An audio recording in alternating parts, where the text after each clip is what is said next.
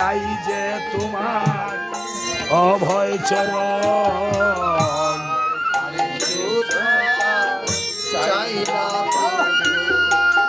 চাই যে তোমার অনতিকালে কৃপা করে দিও তোমার অভয় চরণ।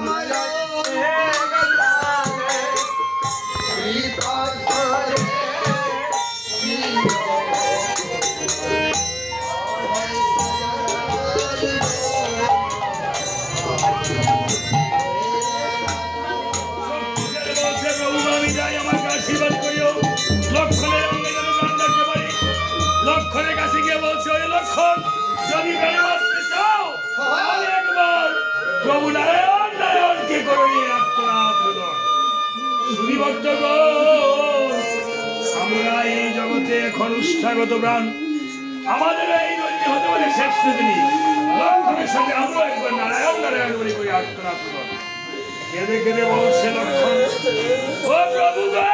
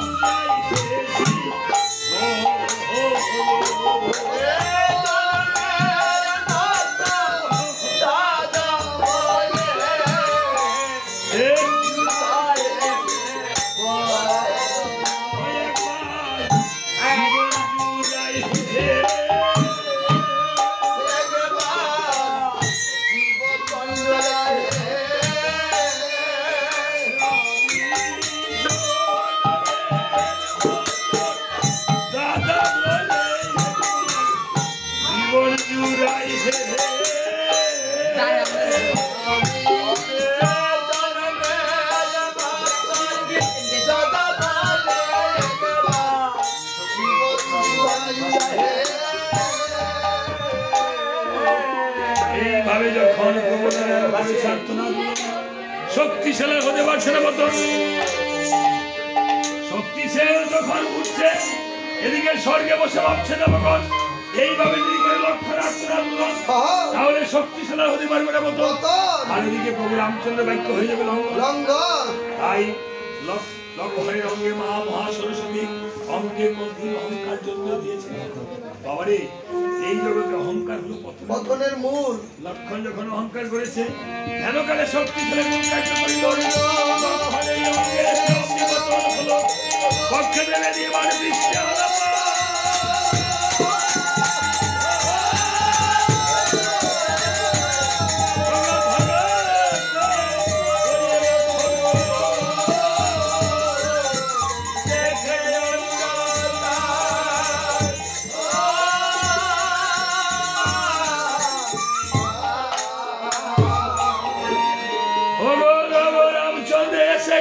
কেঁদে ভাইকে জড়িয়ে ধরে বলছে ভাই রে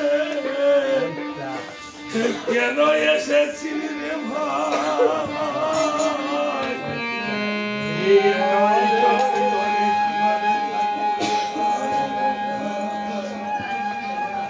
কেঁদে কেঁদে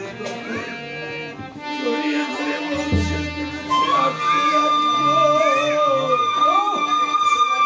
ভাই রে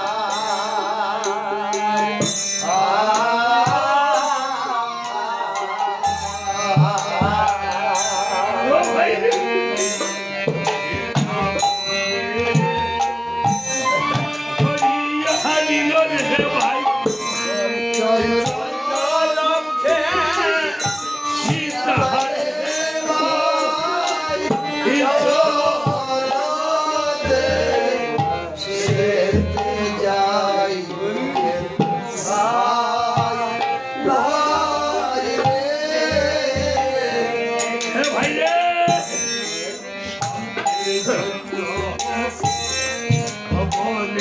আসলাম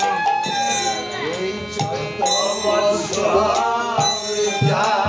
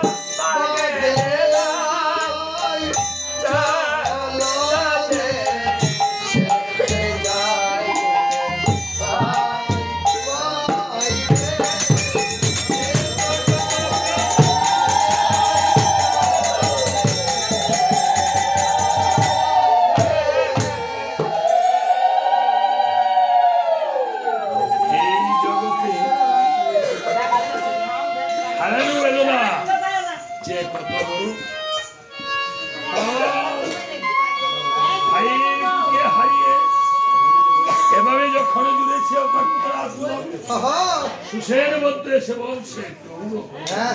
প্রান্ত আছে তবে অত্য রজনীর ভেতর গন্ধবাদন থেকে ওষুধ আনতে হবে। গন্ধবাদন হনুমানকে পাঠাও। হনুমান দ্রুত বেগে করেছে গমন,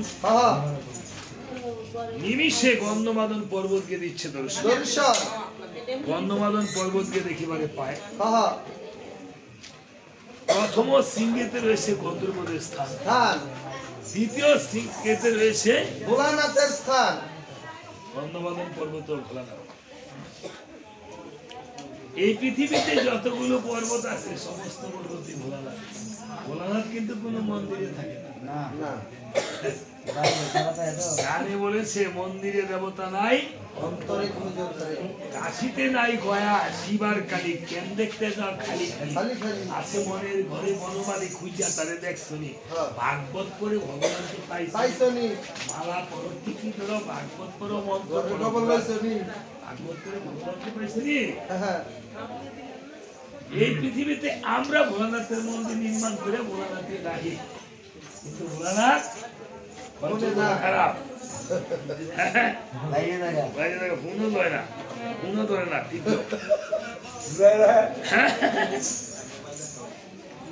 এবার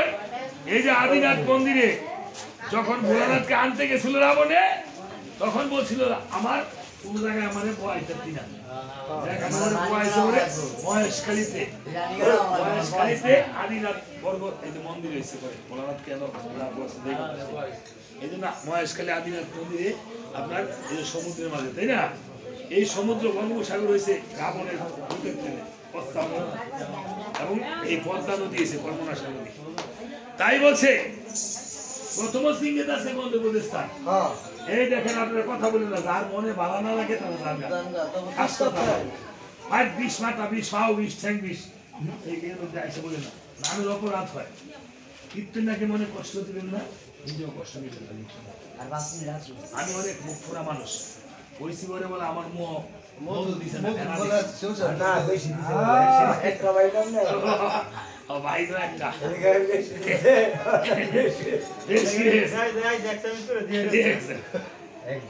দেখেন মা কষ্ট নিবেন না আসলে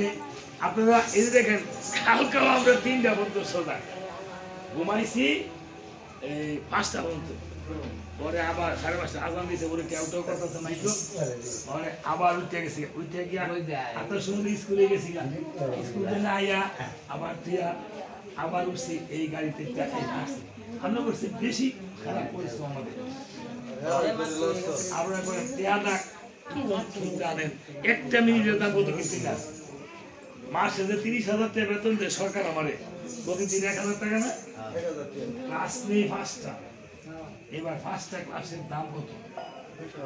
200 টাকা বেড়ে প্রত্যেকটা ক্লাসের দাম আমার 200 টাকা তাহলে আধা ঘন্টা 35 মিনিট ক্লাস দিচ্ছে আধা ঘন্টার দাম আমার 200 টাকা এবার প্রত্যেকটা মিনিটের দাম কত যে ছাত্ররা আমার লেকচার না শুনছে যে তারা কি ঠকছে না দিচ্ছে ঠকছে আপনি কীর্তনিয়া বাড়িতে টাকা দিয়ে আনছেন কীর্তনিয়া দিলে ভালো টাইমে ফেরত দিলে সিরা বলে নারী বলি বাড়ি আপনি কথা বলেন কেন বইয়ের টকি অনেক একটা কথা আছে তো হ্যাঁ কথা রয়েছে শক্তিশালী ভালো তো আমরা শুনতেছি হ্যাঁ এখন শক্তিশালীর উৎপত্তি করতে হইছে এটা উৎপত্তি বাবা বলছি এখন ওই যে সায়ের বেরেছে না না এটা বলা হয় নাই বলা হয় না গেছেন কাকে কিভাবে শক্তিশালীদের মন ধরে ভাই ভাই লইড়ে আমরা বলতে বর্ব লইড়ে আর হলো আচ্ছা বলছি আমি বলছি একটু বলছি আচ্ছা আমি আবার বলছি আমি সংক্ষেপে বলছি যেহেতু ভক্তরা নষ্ট করতেছে অনেকে বলতো যে শক্তিশালী মানে শক্তিশালী জনতা সে ঠিকই ধরছে না বুঝতে বলতে যাইতে হয় ক্লাসেও ছাত্র না বুঝতে আবার বুঝে যেতে হয় এখন যেহেতু আমি শিক্ষক এই জন্য ছাত্র হিসেবে বলছি তো এবার মানুষের কথাগুলি কি কম কাম এখন শক্তিশালী আপনার ঘরে আমি আবারও বলছি পায়ে ধরে যদি বাংলাদেশের কোন কীর্তনে গান গাইতে হলো আমি কথা বলে গান গাইতে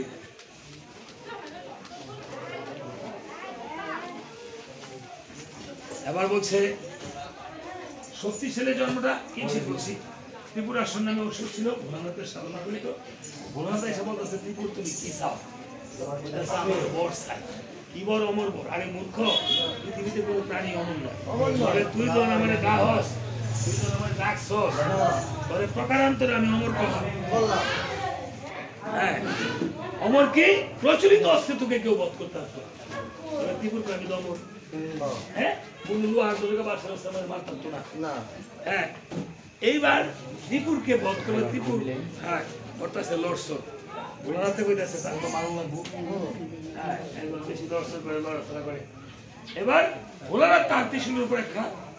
মায়ের কাছে না কিছু মা ভগবতী বলছে মা ভগবতী ব্রহ্ম বিষ্ণু শিব আরে মনিকারে ভরে ডাকে আরে লয়ে গঙ্গা হ্যাঁ বলছি না যে আপনার সন্তানের সমস্যা হলে আপনি নিয়ে চলে যান বলছে যে ত্রিপুরাসুরকে বধ করার জন্য ব্রহ্মা বিষ্ণু শিব পৃথিবীতে আছে যত জীব সমস্ত জীবের শাস্তি কিঞ্চি শক্তি দিয়ে এখানে বান নির্মাণ করেছে মা ভগবতী যার নাম দিয়েছিল শক্তিশালী ভগবতী ভগবতী আর ভগবান দুইটা জিনিস পুরুষ হলো ভগবান নারী হলো ভগবতী হ্যাঁ ভগ আর বানের সাথে সংমিশ্রণে যা উৎপন্ন হয় তার নাম ভগবান ভগ অর্থ কি ভগ অর্থ পৃথিবী ভোগ করা এগুলি উপরে উর্ধ্বতে সেগুলি এই যে চতুর্ভুজ মূর্তি দেখাইছে কি চতুর্ভুজ মূর্তি হলো সিদ্ধির জিনিস স্থূল প্রবত্ত সাধক সিদ্ধি চারটা জিনিস চারটা দেশের চারটা গুরু স্থূলের গুরু মাতা পিতা প্রবত্তের গুরু আমার শ্রীকৃষ্ণ চৈতন্য মহাপ্রভু হ্যাঁ সাধকের গুরু নিজ গুরু উত্তর দেশে সিদ্ধি দেশের গুরু শ্রী রাধা রানী জীব কাজে রামচন্দ্র চারটা মূর্তি দেখাইছে চারটা গুরুর জিনিস দেখাইছে এই চারটা গুরুর জিনিস না দেখতে পারবো চারটা গুরুর জিনিস দেখলে অবয়সরণ দেখতে পারবো আর অবয়সরণ না দেখলে এই ধরাধরে আমার আসা যাওয়া রাখতে হবে এবার এই জন্য শক্তিশালী দ্বন্দ্ব হলে মহিলারা দেখে তোমার রাঙ্গাচরণ চরণ অনেক প্রকার শ্রীচরণ রাঙ্গাচরণ অবয়সরণ যুগচরণ আবার ভাও দেখ এবার এই বানখানা ত্রিশূলের উপর যখন কাশিদামের উপর যখন ত্রিপুরাসুর আসছে এই বানখানা মেরে দিয়েছে হংসাকৃতি শক্তিশালী বান এই পৃথিবীতে হংস মন্ত্র সোহং অর্থ হংস মন্ত্রের উপরে কোনো মন্ত্র নাই হংস বানের উপরে কোনো বান নেই হংসাকৃতি শক্তিশালী বান 49 বায়ু দ্বারা করেছে দান শক্তিশাল দ্বারা ত্রিপুরাসুরকে বধ করে এই শক্তিশালী বানের শক্তি সীমিত হয়ে যায়নি 49 বায়ু কি এই দেহের মধ্যে 49 কয়না বলে তার বায়ু মাত্রা 49 আছে 49 বায়ুর আবার বিধান দিলে অনেক ব্যাখ্যা এবার 49 বায়ু দ্বারা করে না মা ভগবতী এই বানখানা মন্দোদরীর পিতা ময়দানব করেছে দান আর ময়দানব মা মন্দোদরীকে বলছে মাগো তোর স্বামীর তো কোনো ধর্মত্র অভাব নেই যদি কখনো বিপদে পড়ে এই বানখানা দিয়ে যৌতুক হ্যাঁ প্রত্যেক নারীদেরকে তাহার পিতা কিছু না কিছু ধনরত্ন দিয়ে দেন যাওয়ার সময় দেখবেন একটা আসলে কইরা এক মুষ্টি চাল ওগুলো দিয়ে দে যা তুই ওই বাড়ি আমার বাড়ির লক্ষ্মী তুই ওই বাড়িতে গিয়ে হবি মহালক্ষ্মী এই হলো শক্তিশালী বানের জন্ম তাইলে এবার গন্ধমাদন পর্বতে গিয়া হনুমান দেখিবার এবার প্রথম সিংহেতে আছে গন্ধপ্রদেশ স্থান আর কোনো প্রশ্ন আছে হ্যাঁ ঠিক আছে আমরা কীর্তনের আছি সুর আর সুর রে ধরুন লাগবো নাকি আপনার বাড়িতে আমি সুরে সুই করে দেবো আমি বুঝি না হ্যাঁ কীর্তনের সুর বানাইছে ভক্তরা এই জন্য আমি সুর টাকা দিয়ে আনছেন আপনি ফ্যানের ভিতর থেকে কীর্তনদার এই যে নারী বলি সিরা ভাই করে আনছেন কারণ বাসুরে কি করে গুতায় গুতায় দুধ আনে গুতায় গুতায় আনি দুধ অর্জুন হইল ওই যে গীতার হইল উপনিষদ গীতাতে অর্জুন গুতায় গুতায় কৃষ্ণরে বলছে আমি এই ময় মুরুব্বী ধরে আমি হত্যা করতাম না কি গুছাই কইছি যে আমি আত্মীয় বর্গ এই ময় মুরুব্বী থেকে আমি বধ করব না ময় মুরুব্বী আর এখন ময় মুরুব্বী করে কি বধ করে তার ময় মুরুব্বী হুটকি দা মারলে দাঁড়িয়ে দিতে চায় মুরুব্বীদেরকে আমি বধ করব না আত্মীয় বর্গ থেকে বলো তুমি কৃষ্ণ এটা কি পাপ হবে নাকি কৃষ্ণ বলছে হ্যাঁ পাপ হইবে কি গীতার মধ্যে বললে এই কথাগুলি না শুনেন না গীতা পড়ে কাজে ময় মুরুব্বীদের ব্যাগ গুরু না বাসে যায় বলে তো বলছে যে প্রথম সিংহেদের এসে গন্ধপ্রদেশ স্থান দ্বিতীয় সিংহেদ আছে ভোলানাথের স্থান তৃতীয় সিংহেদ আছে খরস্রোতা নদী সেই নদীর দুই তীরে আছে বিস্তৃত ঔষধি এই কিন্তু দেহপিঞ্জর গন্ধ মাদন কি দেহপিঞ্জর বহিরঙ্গের গন্ধ মাদন অন্তরঙ্গে দেহের মধ্যে আপনার ওষুধ আছে শক্তিশালী কয়টা ওষুধ আনবে ওইখান থেকে 4টা ওষুধ আনবে 6টা ওষুধ লাগবে 6টা ওষুধ দেয়া আছে 6টা ওষুধটা 3টা বড়ি বানাবে 3টা বড়ি কি কাম ক্রোধ লোভ কাম ক্রোধ লোভ মদ মাৎসর্য 6টা ওষুধ আর 3টা বড়ি হলো 17,000 সারা রাত শক্তিশালী বলা সুন্দর করে লাভ হবে না আপনার দেহের কাম ক্রোধ লোভ মদ মাৎসর্য 6টা জিনিসকে বিমুখে দমন করতে হবে তাই আবার এই ওষুধগুলো কি ওষুধ অস্থি সঞ্চারিণী জীব সঞ্জীবনী মৃত সঞ্জীবনী বিশল্যকরণী এই ওষুধ উত্তোলন করিলে এবার এসেছে এসে রামচন্দ্র দিছে এবার বলছে এবার শিলপাড়ার করে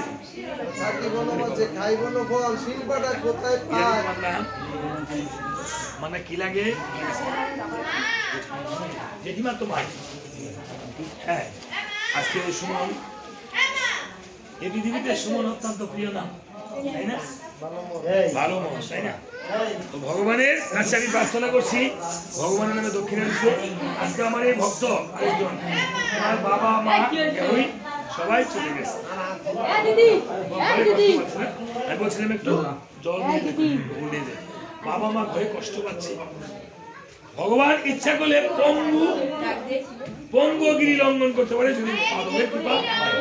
হ্যাঁ, মুকল করে দিবা চলো পঙ্গুলঙ্গে থেকে যত কৃপা তো মধ্যে পঙ্গুগিরি লঙ্ঘন করতে পারে যদি মাধবের কৃপা হয়। আজকে ভগবানের যদি কৃপা হয় তাহলে বাবা মার জন্য সুস্থ হয়। আমি ভগবানের কাছে ওনার বাবা মার জন্য এবং সকলে মাতা পিতা সকলের মঙ্গলের জন্য আবার একটি গুরুধ্বনি করছি।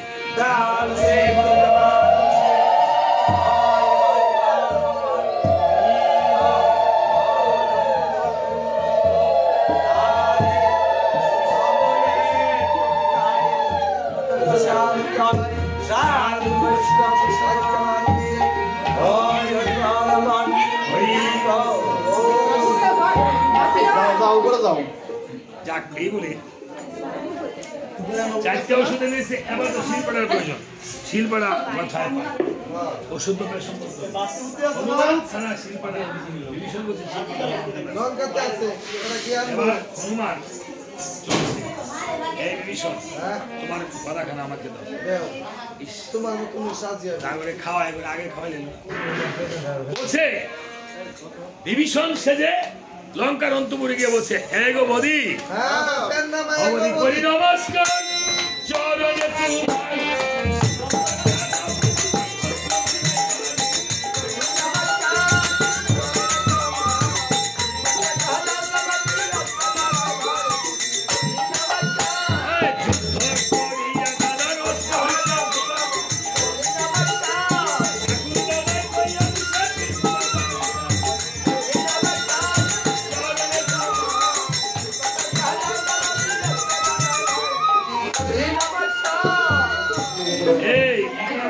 আমার দেওরা না এতদিনে আইসো শিলপাড়ার জন্য। এখন লক খন্ডে মারছি, আরেকটা অস্ত্র নিয়ে রামকে নিধন করে ফিরে আসবো। তোমরা জানবো রাক্ষসের কি নীতি, মায়া, হ্যাঁ রাক্ষসের খালি মায়া, এটা কি রামে কি বুঝবো। বন্ধুদের জানুন না তো ওই যে শুনো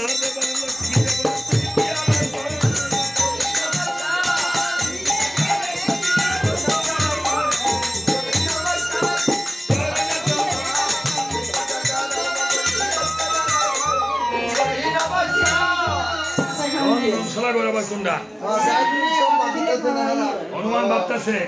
যে লঙ্কাতে যাইছি অনেক খাইছি কিন্তু রন্ধনশালা হনুমানের নাকটা তো সরস, নাকে টান করে চায় মনে হয় রন্ধনশালা করে, এটাই হবে দেখা যায়। এই জন্য কীর্তনে করে সময় দিতে হয়। আমি আগে গিয়ে সময় চাই কয়েক ঘন্টা গান গাবো। এমন সময় হনুমানে দৃষ্টি করে চায় এই রন্ধনশালা করে যেন ইন্দ্রজিতের রমণীর অভিসন্ধ খায়। এই বলে কীর্তনের সময় যারা খায় অভিসন্ধ খায়। হ্যাঁ, অভিসন্ধ খাইলে কি খায়? অভিসন্ধ কি? অভিসন্ধ হবিষ মানে ঘি, মানে ভাত, ঘি ভাত খায়। আগে বউ আইলো, নতুন বউ রাতে অভিসন্ধ এমন সময় হনুমানে কোন কাজ করলো, দরজা নিজের দিতে লাগলো। রমণীগণ কে গিয়ে দৃষ্টি করেছে শিলপাড়ার জন্য দেখা যায়। শিলপাড়াটা নিয়ে কিছুদূর গিয়ে একটা স্ফটিক স্তম্ভের মন্দির পেয়েছে, হনুমান নিয়ে চলছে। শিলপাড়াটা দিয়েছে, মন্দির খানা দিয়েছে। রামচন্দ্র বলছে, আরে ঘরটা কেন এসে এনেছিস হনুমান, আমার কথা ছাড়া। এবার শিলপাড়াতে ওষুধটা শুরু করে বলছে, আরে খানা হনুমানের বাকি আছে কি নিকান্দনীর চোখের জল। হ্যাঁ, বলছে নিকান্দনী বাবু কোথায়? বিভীষণ বলছে নিকান্দনী আমার লঙ্কাতে আছে। আমার কামের বেলা যদি ভাই ওম তো আমাদের মুখের কথা মুখের কথা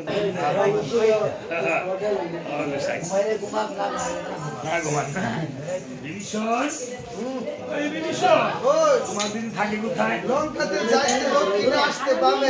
একটা ফটিক স্তম্ভের মন্দির আছে। এই মন্দিরটা কি রে? তুই তো একটা সাংঘাতিক তুলা দেখছে রে। আরে গুছাই, আমি এক কাজে যাই, লগে বিয়া করে হালি অভিরি লই আই। বিয়া করে হালি বিয়া না হালি দিয়া দিছে মারা গেছে নাকি? হ্যাঁ, পবিত্রতা হালি না বলে বলে হিরি। আচ্ছা ঠিক আছে। হনুমান গিয়ে দৃষ্টি করে চায় এই মন্দিরের মধ্যে যেন একটা বিদ্যা শুয়ে আছে দেখা যায়। এইটা নাকি মিথ্যাটা?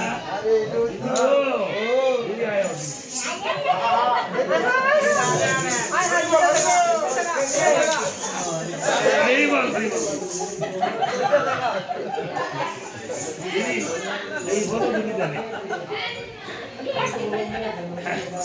হনুমান এখানে পাত্র হচ্ছে নিয়া হ্যাঁ দিদি গো ওই ওই দিদি একটু সঙ্গে ফোন দেবে আরে বাবা হনুমান হ্যাঁ দিদি জন্দিটা আছে না মোবাইলের খুঁজে হনুমান উনি কি করে অবশ্যই বুড়ি বাতাসে বাইরে যত গান করতে সব ডাইকে দাও দুইটা বার হইতে রে বাপের আটি শুনতেছে হনুমান বাতাসে আমার পরে বলবো ধরে হ্যাঁ বুড়ি একবার ঘুরা বুড়ি রে ধরে আমি নাচাই কাছেন না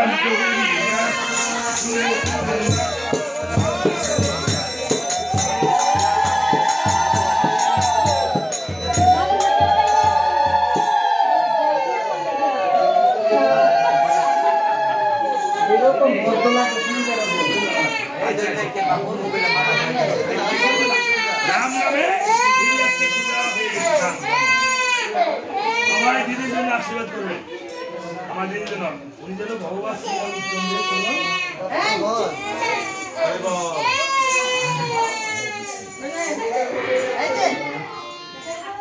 এবার বুড়ি বতাসে বাইরে ওই যত্ন যখন কাটতাছিস মাত্র শুনে ঘুরা রে আমার বলে আমার পাহাড়ে পড়বো তোদের ঘুরা হ্যাঁ বুড়ি কয় যত্ন করতেছি বুড়ি এর জন্য কায়দা ছাড়া দল নুন যেত না চোখের মধ্যে যখন চাপ করে একটা চালান চালু হয়েছে দিদি গো হ্যাঁ তখন বলে মারতি না অনেক বানালি কেমনে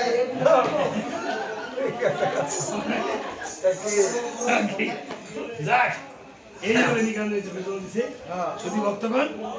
এই ফার্স্ট সিরিজের ভিতরে আমরা গান শেষ হয়ে যাবো এখন সবাই প্রসাদ নিয়ে যায় ভগবত জল নিয়ে যায় চামড়ের আশীর্বাদ যদি কেউ না পেয়ে থাকে নিয়ে যায় যদি মনোবাঞ্ছা থেকে দক্ষিণান্ত করে এই বলে নিকান্তের চোখের জল আশীর্বাদ হ্যাঁ মারা গেছে কীর্তন নিয়ে যায় আচ্ছা আপনারা নিয়ে যায় একবারে খুল করতে লয়ে যাইব যেই করে লয়ে যান প্রত্যেক করে নিয়ে যাবেন একবারে একটু দক্ষিণান্ত দিয়ে দেন ঠিক আছে যাইব আপনারা কোন করে নিয়ে যাবেন এত ছবি নিয়ে যাবেন মারা যায় না হাসপাতালে মারা গেছে ওই করে তো শেষ আরে বাবা প্রত্যেক করে নিবেন আপনি এত ছবি নিবেন ধনী শেষ হলে আমি বলবো